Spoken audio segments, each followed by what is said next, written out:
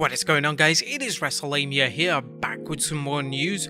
Join us now as we look at the latest edition of Raw, plus all the wildest news stories and rumors you need to know, including CM Punk responding to the people criticizing the crying AEW fan, why Becky Lynch has returned as a heel, WWE Hall of Famer criticizes CM Punk's AEW promo, and much more. Be sure to subscribe and hit that notification bell for daily wrestling videos, and follow us on Facebook for exclusive lists.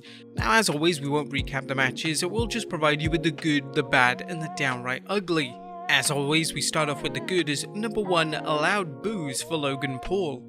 Logan Paul made his return to television last night for an appearance on Moist TV alongside John Morrison. Logan had previously appeared at WrestleMania 37, where he ended up receiving a stunner at the hands of Kevin Owens. Logan seemed rather natural on Raw last night, and it was clear that they were trying to get the fans to cheer him, but this clearly wasn't happening. Now, they were loud boos for Logan, and this is kind of impressive as he's not even a heel wrestler. Now, Logan is a huge name, and whenever he appears on television, it certainly brings in a wider interest in the WWE product, which it's always looking to obtain. I think we may have shattered 2 wrestling records recently: CM Punk for the loudest cheers, and Logan Paul for the loudest boos. Number 2, John Morrison and The Miz break up. Now, following Xavier Woods' victory over The Miz on Raw, the duo of Miz and Morrison would officially disband as The Miz turned on Morrison in a truly shocking moment. He would brutally attack Morrison with vicious strikes from behind, and the crowd ate this up, as The Miz was met with a chorus of boos. Now, nobody can claim that The Miz and Morrison aren't a great tag team duo, they certainly are, but it would be nice to see both men do something fresh. Morrison has been positioned with Miz since his return at the start of 2020, and although the two have a rather memorable run together, there's a lot of interest in seeing Morrison go on a singles run for some time now. WWE announced that The Miz would be taking on Morrison next week on Raw, so it'll be interesting to see if The Miz vs Morrison is a short-term feud or they continue the feud into Extreme Rules next month. Whatever the case, we hope that John Morrison gets a huge push. Number 3, chemistry between Nikki Cross and Rhea Ripley. The 2 former Raw Tag Team Champions in Nikki Ash and Rhea Ripley joined forces on Raw to take on the team of Nia Jax and Shayna Baszler. Our fans were rather surprised to see how much chemistry Nikki and Rhea had. The 2 had a number of humorous yet wholesome exchanges in the match, and fans compared the duo to Riddle and Randy Orton, who also have an unusual dynamic as tag team partners. Now, it's unclear at this stage if they'll be continuing the Nikki and Rhea as a tag team, but the women's tag team division certainly needs all the help it can get at the moment, so it will be nice to see the duo compete for the women's tag team titles and stay out of the women's title picture for the foreseeable future. And number 4, Riddle is really over.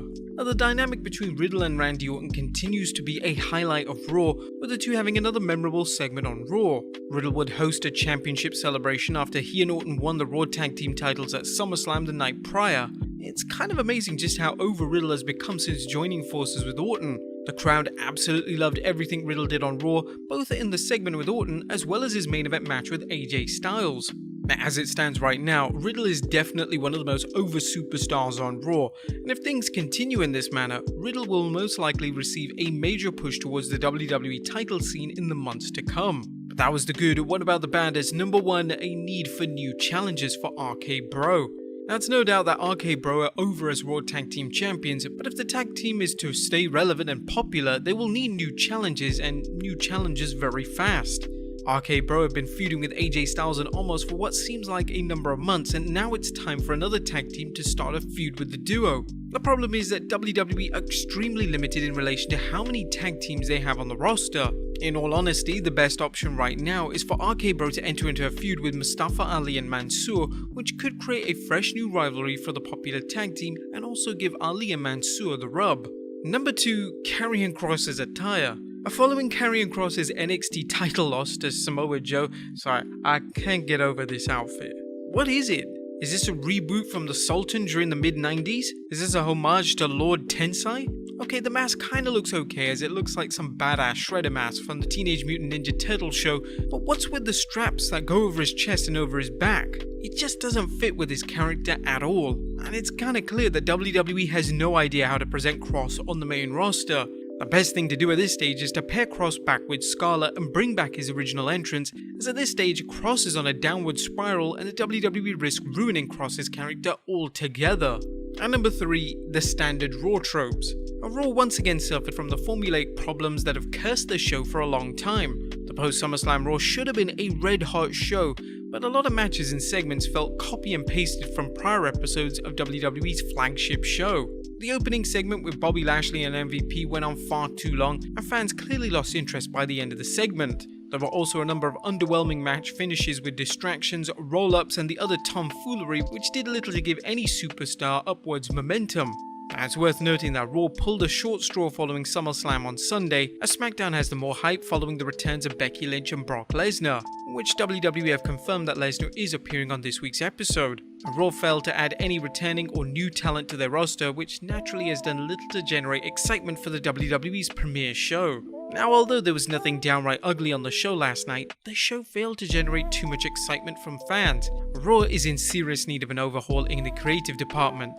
They have some incredible talents on its roster, but the creative isn't in place to utilize their abilities in the best way possible. Change is needed, and it's needed fast. What do you guys think of Raw this week? Let us know in the comments down below. Now let's move on to the news.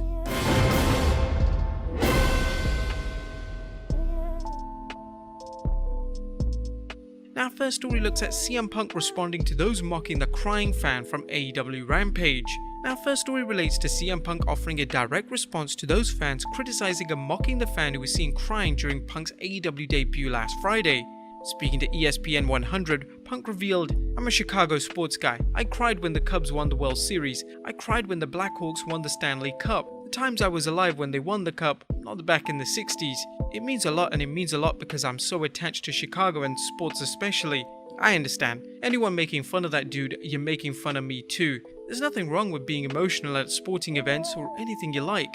I'll cry at a Marvel movie." Now hopefully Punk's response puts a stop to the negative response the fans have been getting, and instead the fan is celebrated for being passionate about something we all universally love, that being professional wrestling. Next up, CM Punk's AEW debut is a massive rating success. Now speaking of CM Punk, his debut as part of AEW Rampage was a massive rating success. The show drew 1.29 million viewers in total, 692,000 of which were in the important 80 to 49 demographic. The show was also up 75% in the demo and 53% in total viewers compared to the debut episode of Rampage the week prior. Now Punk is set to appear on AEW Dynamite tomorrow night, so it'll be interesting to see what those numbers bring in. Next up, the reason why Becky Lynch returned as a heel. Becky Lynch's surprise return at SummerSlam last Saturday didn't sit well with a number of fans. She squashed SmackDown Women's Champion Bianca Belair to win the title, and fans claimed that this completely buried Bianca. Now it was reported yesterday by PW Insider that Becky will be a heel moving forward, and that she'll be the new top heel in the women's division on SmackDown. Now Dave Meltzer revealed the reason behind her heel turn. As he mentioned, it was in fact Becky's idea to turn heel, and it was a request she made prior to returning. Will this one flop like it did in 2018? Let us know in the comments down below.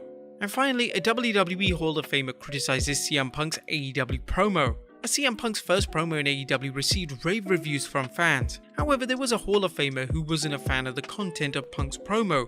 Former world champion Booker T believed that the promo was a total miss because Punk commented on his time in WWE during the promo. Booker revealed, CM Punk came back and he had 10 full television minutes to go out there and make his point as far as Punk is coming back. He had the perfect crowd to be able to get out there, and really, I'm talking about having a party up in that United Center. But CM Punk came back and he took his moment and chose to talk about WWE.